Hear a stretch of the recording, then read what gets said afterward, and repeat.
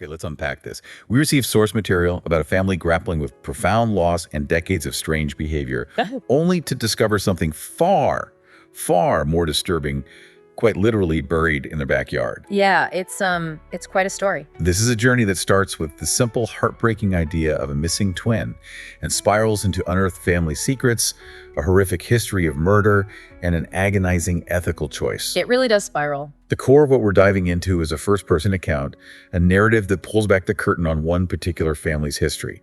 It's marked by the sudden death of the father. Right. And then this utterly shocking discovery that completely upends everything the narrator, Dalia, thought she knew about her family, about her missing brother, and about their shared past. And what's truly fascinating here for us is seeing how, for this specific family, the past isn't just a historical record. It's not something compartmentalized and dealt with. No, not at all. Instead, it's a living, breathing, almost sentient force that actively shapes their present, dictates their behavior, and ultimately proves deadly. This isn't just about solving a mystery of who killed someone. It's a deep exploration of the most intense and often destructive family dynamics, the crushing, suffocating weight of long-held secrets. Yeah. And how deep intergenerational trauma doesn't just affect one person, but can twist and shape the entire fabric, the very identity of a family system across generations. Our mission in this deep dive is to guide you, the listener, through the complex, often horrifying layers of this story as presented in the source material. We're going to highlight the key facts as Dalia experiences them. Right, as she uncovers them. Exactly. The surprising and often gut-wrenching twists that emerge, and really focus on the raw, emotional, and psychological core of the narrative laid out for us.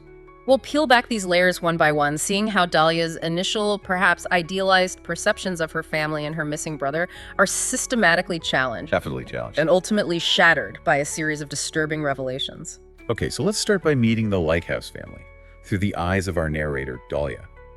She's returned home to an island off the coast of Maine already. You get a sense of isolation, right? Oh yeah, that island setting is key. A community that lives apart. She's there specifically for her father Daniel's funeral. But almost immediately, her primary focus isn't really on mourning the man she knew as her dad. No, it's consumed by this decade-long absence of her twin brother, Andy, who vanished years ago. Everyone just sort of assumed he'd run away. Right, the classic runaway narrative. The source material really paints a vivid, if unsettling, picture of this family's existence. Dalia uses this striking phrase. She calls it an unnatural life. Unnatural life. Yeah. That jumps out. And we quickly learn this isn't just a feeling, it's deeply rooted in a specific traumatic event in their mother Lorraine's past. Lorraine's parents were brutally murdered in their summer home on the island when she was only 21. Which is horrifying in itself, but what did she do immediately after? She moved into that very house. The scene of the crime became the family home, the place where Dalia and her siblings grew up. Wow. Just imagine growing up there. Yeah. In that house. Exactly. And this trauma didn't just shape the location, it completely shaped the mother, Lorraine. She developed this intense, almost, pathological relationship with the concept of murder victims. How so? What did that look like? He devoured murder documentaries, collected news clippings, almost obsessively, and she created these elaborate rituals she called honorings. Honorings? Yes, these honorings were central to the family's life. Lorraine didn't just memorialize her own parents. She sought out information on other victims of violent crime, often those whose cases were unsolved or forgotten, and would hold these private ceremonies to honor them. Think about the psychological environment this created for the children, Charlie, Tate, Dalia, and Andy. Yeah, I mean, growing up in a house where dinner table conversation might revolve around crime scene details, or weekends spent in these somber rituals focused on strangers' violent deaths. Exactly. It wasn't just a hobby for Lorraine. The source suggests it became the entire bizarre foundation of their family's culture, all stemming from this profound, unprocessed trauma she experienced as a young woman. It sounds incredibly isolating and, frankly, pretty disturbing. Yeah. This fixation on death and victims seems to have permeated every relationship within the home. It really seems to have. The family dynamic itself is described as highly unusual. Daniel, the father, is portrayed as profoundly distant from his daughters. Dalia recalls him saying he didn't know what to do with girls. Yeah, that's quite a line. He focused his attention on the boys, Charlie and Andy. They went hunting together, shared whispered conversations. Dalia explicitly felt excluded from that bond. And the older siblings, Charlie and Tate. They seemed to have formed their own unit, almost impenetrable and often kind of indifferent to the younger twins, Dalia and Andy. But Dalia and Andy, the twins, they had something different. Oh, yes. They shared this intense, almost symbiotic twin bond. Dalia describes feeling connected to Andy even when they were apart, a sense that they shared everything, that they were two halves of a whole. Like a sixth sense sort of thing? Pretty much. She had this almost telepathic conviction that if Andy were truly gone, truly dead, she would know it. She would feel the break in their connection. And this belief, you see, becomes critically important to her 10 years of searching for him. She held on to that feeling. Right, that makes sense. And their reactions to Daniel's death, the father's death, even before the main mystery unfolds, they immediately signal that this is not a family operating within typical parameters of grief, right? Not even close. Charlie, in particular, describes his father's death with this dark, almost performative humor. He talks about Daniel's heart being a bastard, killing him in 2 seconds flat, face down in his venison stew. Face down in stew. Seriously. Yeah, with their mom having to wipe meat off his cheeks. It's incredibly graphic and detached. It sounds almost gleeful. It's presented as poetic by Charlie, this hunter dying on top of his kill. He even suggests the heart knew what he'd been up to and murdered him for it. This isn't just gallows humor, it's deeply cynical. Like he's hinting at something even then. Maybe. Or it's just a stark early indicator of the family's profoundly unconventional, possibly highly maladaptive way of processing death and trauma. Likely a coping mechanism developed over years of living in that environment, saturated with discussions of violent ends. For you listening, this kind of extreme, seemingly inappropriate response to death can sometimes be a signal of deeper, unresolved issues or a defense mechanism against overwhelming pain. Absolutely. Dahlia's own reaction is equally telling, though, maybe quieter. Yeah, in a different way. When she heard about her father's fatal heart attack, she felt sort of just flat. No immediate gut punch of grief. She rationalizes this detachment, attributing it to her father's emotional distance throughout her life. She suggests it allowed her to love Dad less, thus leaving more emotional space for Andy, who was always her primary focus. And the mother, Lorraine, even with her husband just dead. Still focused on her honorings. Her fixation on other victims apparently overriding immediate conventional grief for her own spouse. It's quite something. So these reactions, they're jarring, right? But maybe consistent for them. Consistent with a family whose lives have been so profoundly saturated with the reality of violent death and trauma since childhood. Perhaps they have become genuinely desensitized, or perhaps these are extreme, almost theatrical coping mechanisms. Charlie's dark performance, Lorraine's retreat into her rituals, ways of keeping the overwhelming reality of death at arm's length. It definitely sets the stage for a family whose relationship with life and death is anything but typical. Absolutely. But amidst this incredibly strange family reunion, centered around a funeral that feels anything but normal, a truly shocking event occurs that doesn't just signal something is wrong. It completely shatters the already fragile reality Dalia thought she understood. Yes. The source describes how they were preparing for Daniel's burial in the family plot. And remember, in line with the family's morbid history, Lorraine's murdered parents are already buried there, right on their property. This is already kind of a grim spot. Very. Daniel was meant to be buried in a specific empty plot reserved just for him, as they begin digging to prepare the ground. Well, that's when it happens. What do they find? Fritz, the longtime groundskeeper, bursts onto the scene, clearly urgent and deeply shaken. He found something unexpected. Someone is already buried in the plot reserved for Mr. Lighthouse. Someone's already there, in his plot. Exactly. And the identification, when it comes, is immediate and absolutely devastating for Dalia. Who is it? The body found in Daniel's designated plot, in the family plot. It's Andy. Oh my God, Andy. Just... Dear Dandy. 10 years missing, presumed to run away, and he was right there, all along, buried in their own yard. So I can't even imagine. This single horrifying discovery completely collapses everything Dalia thought she knew. Everything she had hoped or feared for a decade. Everything. Andy wasn't seeking a new life somewhere else. He was murdered and buried secretly on their own property, right under their noses for 10 years. The false hope she carried, the endless searching in cities far away, the belief in his continued existence, all of it is wiped out by this single, grim reality. And that note he left. The only way out is to never come back. Exactly. This discovery throws that note into a devastating new light. Dalia, and presumably the rest of the family, interpreted this as him running away, seeking escape from their unnatural home, from the island. But the reality was so much darker. The profound, tragic irony the source highlights is that never come back took on a literal, permanent, and violent meaning, one orchestrated within the very confines of their property, the place he ostensibly wanted to escape. It's an unimaginable psychological blow for Dalia. Not only the shock and grief of her twin's death, but the retroactive trauma of realizing she's been living with a decade-long false narrative about his fate. All that time, all that searching, all that hope was based on a misunderstanding of catastrophic proportions. For you, considering this, think about the weight of believing something so fundamental about someone you love, only to have it proven so terribly, irrevocably wrong. It must add layers of confusion, betrayal, just overwhelming grief. It necessitates a complete and painful reevaluation of everything she thought she knew about Andy, about their bond, and indeed about her entire family and their history. The past, which she believed was simply strange, is revealed to be something far more sinister. And with a murder discovered on their property, in their family plot, the police naturally arrive. Yes, the arrival of law enforcement brings us face to face with Detective Elijah Kraft, who takes the lead on investigating Andy's murder. And there's history there, isn't there, with the Kraft family? There is. The source immediately introduces a layer of historical tension. Elijah isn't just any detective. His father, Edmund Kraft, was a police chief on the island years ago and harbored significant, though unsubstantiated, suspicions about the Lighthouse family. Right. Dalia recalls him always looking for evil in the family, convinced something was amiss, but he never found concrete proof. She remembers Edmund speaking to her father years ago, his notepad digging into the page like a shovel stabbing at dirt, this palpable sense of suspicion and a desire to dig something up. And now, years later, his son Elijah is the one on the property, facing a literal body dug up from the dirt. You can just feel that inherited suspicion, potentially coloring Elijah's perspective from the start. Oh, absolutely. Elijah's initial approach certainly seems influenced by the family's long-standing reputation on the island.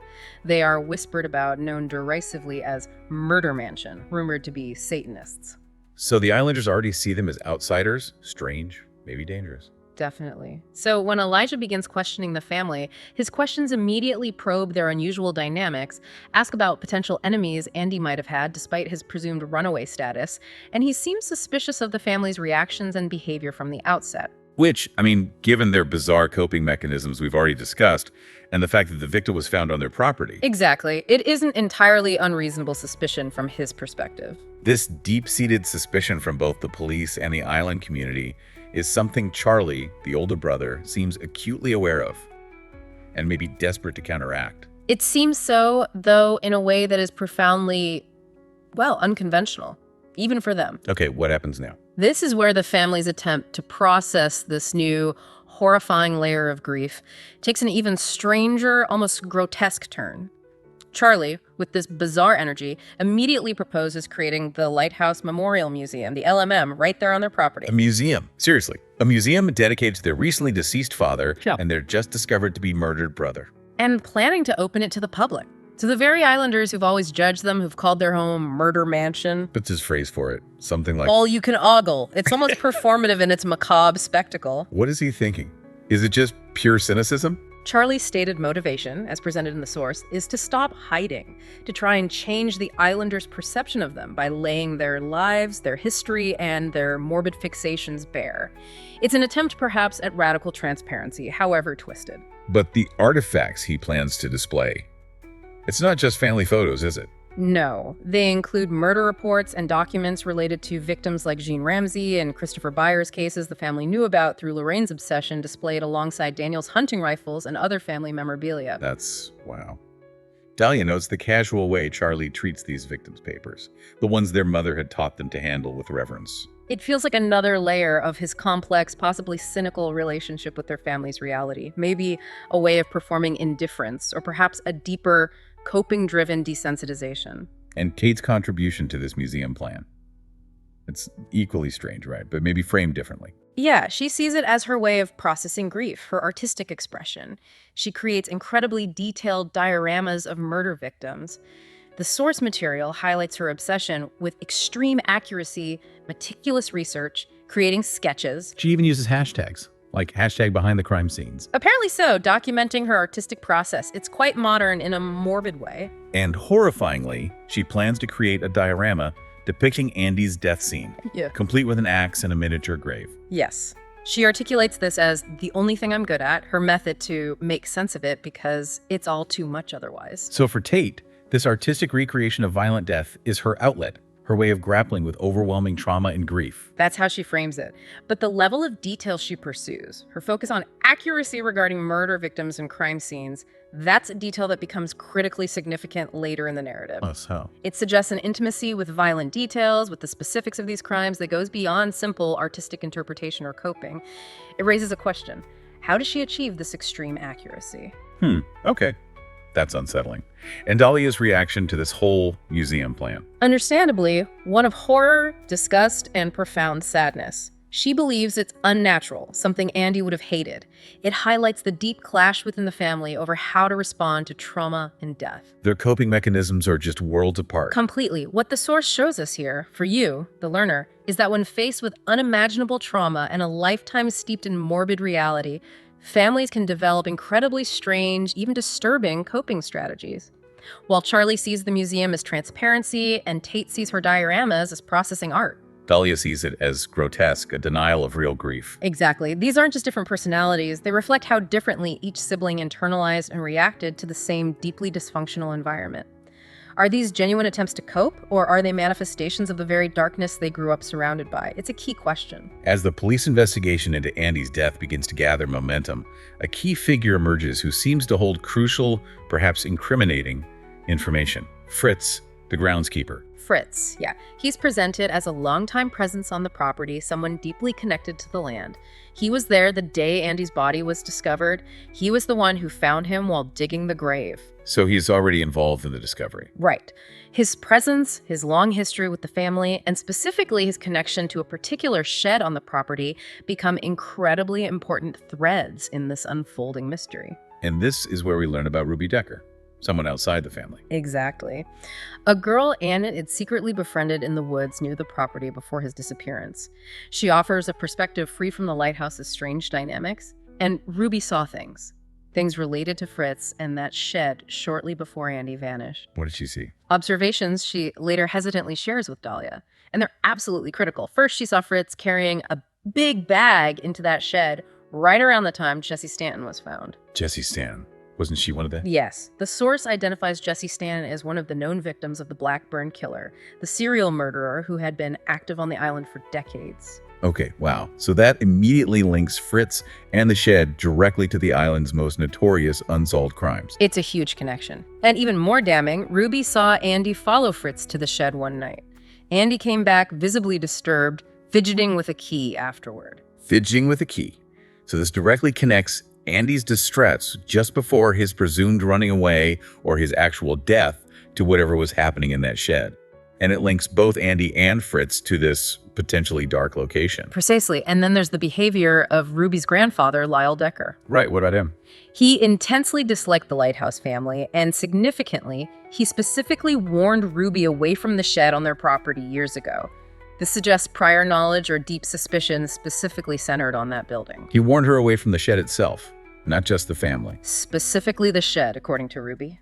And later, Lyle makes a chilling statement to Dalia after Andy's body is found, saying Andy deserved what he got. Deserved what he got. That's harsh. What could that mean? It isn't just general dislike. It suggests Lyle knew something specific about Andy or his involvement in something that led to his death and that he believed it was warranted. It's incredibly ominous. So these breadcrumbs. Fritz's suspicious activity with the bag near the time of a Blackburn victim's death, Andy's distressed visit to the shed and the key, and Lyle's strange hostility and that awful comment. They really start building intense suspense around what secrets that shed might hold. Secrets that could extend far beyond Andy's fate and potentially connect to the decades-old serial murders haunting the island. It definitely shifts the focus, doesn't it? From just Andy's disappearance being a family tragedy to potentially being connected to something much larger, much darker, that has been hidden on the property for a long time. The possibility arises that the evil Edmund Kraft was looking for years ago might have been residing in that very shed, or that its secrets somehow caught up with Andy. So driven by Ruby's unsettling information, Dalia decides she has to see for herself what is in that shed. And her investigation leads to a horrifying discovery. Hidden beneath the shed, she finds a trap door leading down into a hidden room. Hidden room under the shed. Okay, what's in there? The description of what is found inside is truly the stuff of nightmares. It's a small, concrete room, And its walls are covered, plastered with photos, and what Dalia immediately understands are trophies of the Blackburn killer's victims. Trophies, like souvenirs. Exactly. The source provides chilling, specific details from these images: Jessie Stanton's distinctive embroidered dress, Erica's precise skirt length, Alexa Shea's specific birthmark, Stephanie Kepler's tattoo, "The world is wide and I am small," Claudia Adams's red hair, even specific details about injuries. Oh, God. These aren't just generic crime scene photos or newspaper clippings, then. No, these are close-up, intimate, identifying details of the victims, curated and displayed. They are personal souvenirs, collected and meticulously documented, indicating a profound level of psychological investment and personal connection to the victims on the part of the killer. That level of detail, it's chilling. For you, the listener, this is crucial. It shows a killer who isn't just committing acts of violence, but is building a disturbing personal archive, reliving or preserving aspects of the crimes. It's deeply pathological.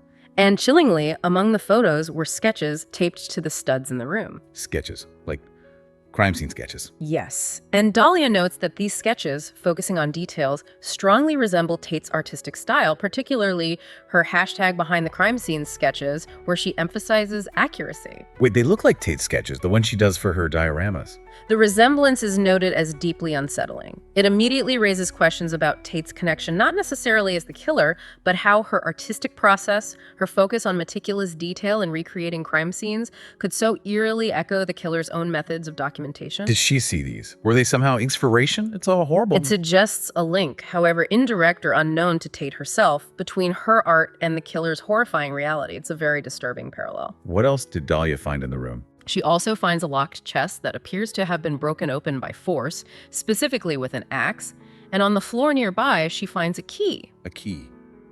Could it be? She immediately suspects it might be the key Andy was fidgeting with before he vanished. So the broken chest implies something was being kept hidden within this already hidden space. Yeah. And someone recently used violence, maybe the axe found near Andy's grave, to get into it. That's the implication. And the key's presence, especially if it's the one Andy had, links him directly and physically to this hidden room and whatever was inside that chest. And Fritz, what was his reaction when Dalia finds all this? His reaction is incredibly telling. He immediately calls the photos trophies, confirming Dalia's gut feeling about what they are. So he knew what they were. Knew instantly. And then, more disturbingly, his immediate impulse is to ask Dalia to help him get rid of the evidence. He says, if he had known, he would have never. Never what? Helped hide it? Let it happen. It heavily implies that Fritz had prior knowledge of the room and who used it, and that his actions, whatever they were in service of protecting that person or that secret. His desire to destroy the evidence suggests a deep level of complicity, or at the very least, knowledge he was desperate to conceal. Wow. So Fritz's reaction basically solidifies his connection to the room and its horrific contents. He wasn't just the groundskeeper who stumbled upon it. No, he was aware of this hidden space, knew what it contained, and his immediate response is to cover it up. This makes him a central and deeply suspicious figure in the mystery, adding another layer of potential involvement beyond the immediate family. Okay, so with the discovery of the shed room and its truly horrific contents, the trophies, the sketches, the broken chest, Fritz's reaction to the police investigation, led by Elijah Kraft, must kick into high gear, right? It intensifies dramatically and shifts its focus squarely onto the Lighthouse property itself. Armed with this new evidence, the police quickly obtain a warrant to search the main house. A search warrant for the house. That must have caused panic. Oh, yeah. This development, understandably, causes significant anxiety within the family, particularly Charlie and Tate, who seem increasingly on edge as the investigation closes in. And Mom, how's Lorraine handling this? Is she still doing her honorings? Her behavior during this period is highlighted as being particularly odd, even for her. While the house is potentially being searched for links to a serial killer, she's described as baking. Just baking. Baking. Like comfort baking or denial baking? It's hard to say, and perhaps most bizarrely, she receives a call from Fritz, the man whose connection to the killer's trophy room was just uncovered. And she still refers to him, inexplicably, as a very gentle man. A gentleman. After finding his connection to the trophy room, that points to a profound level of denial, doesn't it? Yeah. Or maybe a deep-seated inability or refusal to see the darkness associated with those close to her. It's a perplexing layer to Lorraine's character. It could be interpreted as a defense mechanism, a way to mentally retreat from the horrific reality unfolding around her. Or perhaps her lifelong immersion in other people's victim stories has left her ill-equipped to recognize or process the horror when it touches her own life directly. Whatever the reason, it's deeply strange. Then, in a development that seems to bring a definitive, though shocking, conclusion, Elijah Craft makes an announcement to the family. Yes. Based on their findings from the shed room, the police reveal a critical piece of forensic evidence. They found a recent fingerprint matching Daniel Lighthouse on one of the photographs in the trophy room. A fingerprint? Daniel's fingerprint on one of the victim photos. That feels incredibly concrete, doesn't it? A piece of undeniable physical evidence linking a specific person to the killer's lair. It does feel conclusive. Based on this finding, the police's conclusion, announced first to the family and later to the press, is clear. Daniel Lighthouse was the Blackburn killer. Just like that. The quiet, distant father who died of a heart attack was, in fact, the brutal serial killer who had terrorized the island for years. It's presented as the official resolution to decades of mystery. It's a shocking twist, confirming the islanders' long-held suspicions that the family's inherent strangeness held something dark. And the police quickly connect this to Andy's death, right? What's their theory there? They theorize that Daniel likely killed Andy because Andy discovered the hidden room and his father's terrible secret life. So Andy stumbled upon the truth, and Daniel silenced him. That's the narrative. And burying Andy in Daniel's own designated plot, Elijah suggests, would have been strategically advantageous for Daniel. It would ensure the body wouldn't be discovered until Daniel's own death, when his grave was dug. Delaying discovery, shielding himself. Exactly. Potentially delaying the discovery of the murder and shielding Daniel from accountability during his lifetime. So this narrative neatly ties everything together from the police's perspective. Daniel is the killer. Andy discovered the truth. Daniel murdered Andy to silence him, and then hid the body where it wouldn't be found unless Daniel himself died. It appears to fulfill Edmund Craft's earlier intuitive suspicions about evil residing within the Lighthouse family, finally providing the tangible evidence his father had searched for years ago. For the community, it's an explanation that, while horrifying, brings a sense of closure to the Blackburn murders and Andy's disappearance by assigning blame to the recently deceased, already strange patriarch. Okay, so on the surface, it seems like the mystery is solved. Yeah. Daniel was the killer, and he killed his son to hide his secret. Case closed. Well, not quite. For Dalia, who knew her father in a different way, and for others with external perspective, something about this official story doesn't quite sit right. Despite the fingerprint. Despite the fingerprint. Dalia struggles intensely to reconcile the quiet, detached father she knew, the man who barely registered her existence, who was awkward with girls with the image of a meticulous, vicious serial killer. It feels like a fundamental mismatch. The person she experienced versus the monster the police are describing. That cognitive dissonance must be immense. It is. She voices this doubt, this feeling that the story is on the nose, too tidy, to her friend Greta. Greta, the one with the murder spreadsheets. That's her. Greta has an interest in cold cases and provides an external, more objective perspective. She agrees that while Daniel was clearly involved in the environment of morbid obsession, being part of that with Lorraine, she is skeptical that he was the actual active killer. So Greta's skepticism encourages Dalia's own doubts. It does. It validates Dalia's unease. And Greta agrees to use her research skills to look into Lyle Decker and Fritz, the two peripheral figures with suspicious connections to the shed and Andy. Okay, so Greta's willingness to investigate Lyle and Fritz keeps those alternative possibilities alive, reminding us that the full truth might involve more people or different dynamic than the police's current focus. Exactly. For you, the learner, this highlights the importance of not always accepting the first seemingly tidy conclusion, especially in complex cases with multiple suspicious actors. And Mom's reaction to the announcement that Daniel was the killer. How does Lorraine take that? Her reaction is also complex and shifts over time. Initially, there's denial and raw grief, quickly followed by profound self-blame. She agonizingly says it's all my fault, that building their lives around victims created a kind of karma that brought this horror back onto their own family. That feels like a heavy burden of guilt. Immense. But then, strangely, her reaction pivots. She starts defending Daniel, insisting he was not an asshole, suggesting maybe he suffered from some kind of illness that drove him. Defending him, calling it an illness. She seems to struggle desperately to integrate the image of the man she married with the serial killer he's now revealed to be, searching for any explanation other than the monstrous truth. It's a psychological tangle, isn't it? The self-blame feels genuine. Yes, a horrifying realization that her life's obsession with victims perhaps blinded her to the perpetrator within her own home. But her subsequent defense of Daniel, is it denial? Or maybe, does she suspect the truth is more complicated? that maybe he wasn't acting alone. It could be either, or both. It certainly doesn't sound like the reaction of someone who has just learned their quiet husband was a monster acting alone for decades. It feels incomplete. And that feeling that the truth is more complicated, it just explodes, doesn't it? When Charlie has a complete emotional breakdown. Yes, this is the moment. In a pivotal, devastating scene, Charlie confesses the true, horrifying family secrets to Dalia, Tate, and Mom.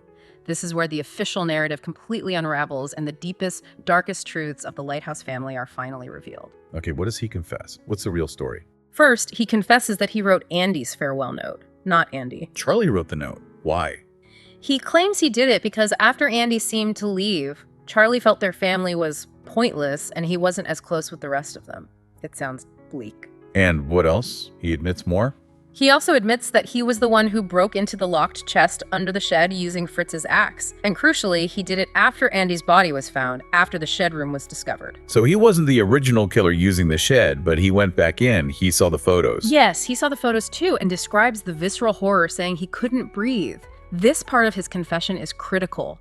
It explains the origin of Andy's note and confirms Charlie's connection to the shed, the axe, and the contents of the chest after the initial discovery. He was involved in the cover-up, accessing hidden evidence. Okay, that adds layers of his own complicity and pain. But that's not the biggest bombshell, is it? No, not even close. The most devastating, most unthinkable revelation is about Daniel's crimes and, horrifyingly, the children's deep and long-standing involvement. The children's involvement. What does he mean? Charlie confesses that Daniel was the Blackburn killer. That part is true. But worse, much worse. He involved Charlie and Andy in the crimes from a shockingly young age. Andy, Dalia's beloved twin, was only 7 to 11 years old when he was actively helping their father dispose of victims' bodies and evidence. Wait, 7. 7 to 11 years old, helping dispose of bodies. Just try to process that. A serial killer not only operating for decades under the guise of a quiet father, but actively involving his young sons, grooming them, forcing them into complicity in these horrific acts from early childhood. That's monstrous. Charlie confirms Daniel showed them the room under the shed, gave them keys to it. This reframes absolutely everything about the Lighthouse family's unnatural life. It wasn't just about living with trauma and a mother's morbid obsession. It was about living directly with and actively participating in the brutal, horrifying reality of these murders from a terrifyingly young age. This is a level of inherited and forced darkness that is almost incomprehensible. And Charlie explains. Something about Daniel stopping killing after Andy was gone. Yes, he says Daniel couldn't continue killing after Andy was gone. This isn't just about losing a son, it carries the chilling implication that Andy wasn't just a potential threat who might discover the secret. He was actively involved, maybe even an accomplice. That's the horrifying implication, perhaps even an indispensable accomplice, a partner in these crimes. And his disappearance or death removed Daniel's ability, or maybe his will, to continue. Oh my God. This explains so much about Andy that Dalia never understood his anger and dark thoughts. His chilling question, what's in my blood now? He wasn't just troubled by their family's morbid environment. He was carrying the immense, unspeakable psychological burden of being involved in his father's horrific crime since childhood. So his death, it wasn't just about discovering the secret. The source strongly suggests it was the loss of his necessary accomplice that brought Daniel's decades-long killing spree to an end. This is the true, dark, and deeply tragic twist that redefines Andy's entire life, his struggles, and ultimately his death. The twin Dalia yearned for, the runaway she believed in. He was a child complicit in serial murder, living a nightmare Dalia couldn't even fathom. Exactly. It's an absolutely shattering revelation. This confession from Charlie drops like a bomb, revealing a truth far, far more disturbing and complex than anyone, especially Dalia, had ever imagined possible. It shatters her image of her twin and forces a confrontation with the true nature of her family's legacy. The immediate aftermath of Charlie's confession is described as raw and agonizing. Mom expresses profound grief, not just for her son's pain, but agonizing guilt, repeatedly saying, "All my fault, didn't protect you." The crushing weight of her lifelong focus on other victims, while her own children were being drawn into monstrous crimes by their father. The irony is just brutal. It's laid bare. The tragedy is immense. So in the face of this horrifying truth, Charlie's emotional breakdown, and Mom's raw guilt, the remaining family, Mom, Tate, and Charlie, they have to decide what to do now, right? They make a collective, agonizing decision. They must protect Charlie, and by extension, protect the now revealed, horrifying secret of Andy's direct involvement in the murders. Protect Charlie, and Andy's memory in a twisted way. What's their plan? Their choice is clear and stark. They will continue to let the police and the island community believe the official story that Daniel acted alone as the Blackburn killer, and that he murdered Andy simply because Andy discovered his secret. So they stick to the simpler, less horrifying lie, the one that keeps Charlie and Andy out of it. Yes. This maintains the public narrative that absolves Charlie and protects Andy's name from the horrific truth of his childhood complicity. Who verbalizes this? How do they justify it? Tate, in her pragmatic way, articulates the reasoning. She says, "We don't have to tell them. Let them assume it was always him alone and that he murdered Andy too." She looks at Charlie and says, "You've suffered enough." You've suffered enough. That's wow. It acknowledges his trauma, but also justifies burying a terrible truth. It absolutely does, and Charlie's plea to Dalia is powerful and desperate. He tells her, "You'd throw me to the wolves, Andy too. The Islanders still want to see someone go down. Don't let them think Andy was a monster." He's appealing to her loyalty to protecting Andy's image, even if it's false. He highlights the external pressure, the community's desire for a clear villain, and the fear of how Andy's legacy would be irrevocably tainted if the full complex truth came out. This puts immense, almost unbearable pressure on Dalia. She's just absorbed this devastating truth about her father, her brother, her twin, and now her family is asking her to actively participate in perpetuating a lie.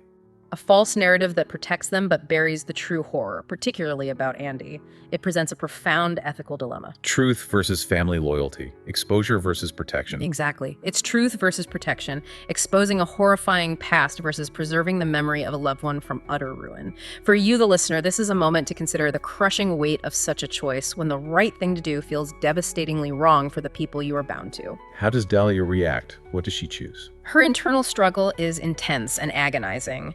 She describes feeling fury at Charlie for keeping such a monstrous secret and profound, overwhelming grief, not just for Andy's death, but for the loss of her idealized image of her twin, the one she spent years yearning for. But ultimately, faced with the wreckage of her family. Faced with the wreckage and Charlie's raw plea that we're all you have left, a sense of painful, desperate connection takes hold. She chooses family. In that moment of profound vulnerability and isolation, having lost so much, Dalia makes her difficult, compromised decision. She chooses to protect them. Does she know it's wrong? She explicitly acknowledges in the source material that this is not the right thing to do by any conventional moral standard. But she concludes, with a heavy heart, that it is the best thing to do for my family in the face of utter collapse. So it's not a decision made out of ignorance or malice. It's survival. It feels like a desperate, painful calculation of what is possible, what is survivable for the broken remnants of her family. It's a conscious choice to carry the weight of a horrifying truth and participate in its concealment. And this decision leads to specific actions, right? She has to actively lie now. Yes. She has to execute the cover-up and reinforce the false narrative. Dalia must lie directly to Detective Elijah Kraft. How? What does she lie about? She presents Charlie a forged note as Andy's, feigning forgetfulness, just forgot about it, to explain its late appearance. She lies about seeing Charlie in a crime scene photo found in the shed room, denying it isn't him, to remove any link between Charlie and the killer's lair. And she reinforces the police narrative about Daniel killing Andy. Most painfully, yes. She tells Elijah it's possible that Andy discovered the secret and Daniel killed him to silence him, even though she now knows the truth is far more complex and horrifying, that Andy was involved and his death likely ended Daniel's killing. That's a heavy lie to carry. And what about Greta, her friend who is investigating? She also makes the difficult decision to cut off Greta. Dalia realizes that for the family's secret to hold, she cannot have Greta digging further, potentially uncovering information about Charlie's confession or Andy's real role that could unravel the carefully constructed lie. So she pushes her friend away to protect the secret. It's described as a painful conversation where Greta agrees to back off, but it's clear she remains suspicious and might continue her own quiet investigation into Fritz and Lyle. It leaves a thread of potential exposure hanging over the family. And speaking of Fritz and Lyle, does Dalia just forget about them now that she knows the core family secret? The source highlights that even after Charlie's confession, Dalia still grapples with their roles. Fritz knew about the room, protected Daniel, seemingly facilitated access. Lyle was hostile, knew something, made chilling comments. Those questions linger. But the immediate crisis takes priority. Exactly. The sheer weight and trauma of her family's direct involvement, the horrific truth about her father and twin, overshadow these external possibilities for Dalia for now. The immediate, overwhelming priority becomes managing the devastating reality within the family unit and presenting a unified, false narrative to the outside world. The questions about Fritz and Lyle remain, but they are secondary. So living with this secret, maintaining this horrifying lie, becomes the new, twisted normal for Dalia and her family. Life, in a warped way, continues. The Lighthouse Memorial Museum actually opens its doors to the public despite everything that has been revealed. And the museum opens after all that. It does. The islanders come, their reactions a mix of morbid curiosity, judgment, and lingering suspicion. It's a perverse spectacle, a public display of a curated, incomplete truth that underscores the family's strange, tragic notoriety. Wow. And there's a moment with Ruby Decker, Andy's friend. Yes, a particularly poignant moment described when Ruby visits the museum. She sees Tate's unsettling diorama of Andy. She gives Dalia the embroidery she made for Andy years ago. The one she buried hoping he'd find it. That's the one, a symbol of her innocent love for the troubled boy. They talk about Andy, Ruby's affection for him despite his flaws, the glimpses of the good she saw in him. And Dalia, burdened by the awful truth. What can she say? She's able to offer Ruby a small comfort, confirming that Andy did love her. That interaction with Ruby sounds heartbreaking. It really underscores the profound sadness of Andy's lost potential, doesn't it? It absolutely does. The glimpses of humanity he showed despite the darkness he was forced to live with. Ruby represents an outside connection, a possibility for a different kind of life Andy yearned for. A life tragically cut short not just by his death, but by the horrifying environment he grew up in and his own unwilling complicity. A stark contrast between the monstrous secrets and the simple human connection he sought. Exactly. And the family. They try to get away. They make plans to leave the island temporarily and attempt to escape the crushing weight of the house, its history, and its secrets. Lorraine, perhaps showing a glimmer of awareness or a desire for something different, promises no honorings, no murder stories during their time away. And who do they leave in charge? They leave Fritz, the man connected to the shed, in charge of the property. Fritz, wow. Even after everything. This temporary departure signifies their inability to process the full, raw truth while remaining steeped in the environment where it all unfolded. It's a physical attempt to distance themselves, though of course the internal burden of their shared protected secret will travel with them. The legacy of this family, haunted by inherited trauma, profoundly involved in horrific crimes, now bound by this shared painful lie that Dalia has chosen to help maintain. It's just one of deep, enduring brokenness. Absolutely. It's a profound level of damage. So what does this all mean for you listening to this? This deep dive into the Lighthouse family certainly gave us a lot to think about. We started with a simple mystery. Missing twin, father's death, seemed almost straightforward at first glance. Right. And we were led down a path revealing a decades-long serial killer hidden within the family unit and the horrifying, complex involvement of the children from a young age. Then, we witnessed the agonizing choice the remaining family made to protect themselves and the memory of one of their own, even if it meant perpetuating a lie about the past. We've traced the layers of secrets revealed in this source material. Andy's decade-long disappearance, the hidden room under the shed, Daniel's decades of murder as the Blackburn killer. Then Charlie's devastating confession revealing his and Andy's true, horrifying roles. And finally, the collective family decision to conceal this full, agonizing truth from the outside world. It's not just a cascade of darkness, it's a complex web of inherited trauma, forced complicity, and desperate survival. The cost of these secrets, both the ones kept by Daniel and the one now kept by the remaining family, has been immense, hasn't it? Warping each family member in profound and different ways. Definitely. Mom's lifelong obsession, Charlie's cynicism masking immense pain and complicity, Tate's art as a mirror of the very horrors they lived amongst. Andy's anger and internal conflict stemming from his forced participation. And Dalia's painful inability to see the truth about her twin, leading to the devastating realization that she spent years yearning for a stranger. This story highlights for us, the learner, a difficult truth. That the pursuit or discovery of knowledge isn't always a liberating or positive experience. Sometimes the truth is terrifying, even destructive. Yeah, the source material shows us that the choice isn't always between simply seeking truth and living a lie in ignorance. Sometimes it's about uncovering a painful, world-shattering truth and then being forced to make an impossible choice. A choice between exposing that truth with potentially devastating consequences for those you love most. or burying it again, choosing complicity to protect the fragile bonds that remain and carrying the immense weight of that secret alone or together. It's a chilling demonstration of how deep unresolved trauma and horrific secrets can fundamentally shape and warp a family system, and the extreme, morally complex lengths individuals might go to protect their own. Even when that protection means concealing atrocities and sacrificing the possibility of genuine healing or justice. This raises an important question for you, for us, for anyone considering the complexities of family and truth. How do we live with the knowledge of the darkness, especially when that darkness has touched or even consumed the people we love most? And given the choices made in this story, what does it truly mean to find closure?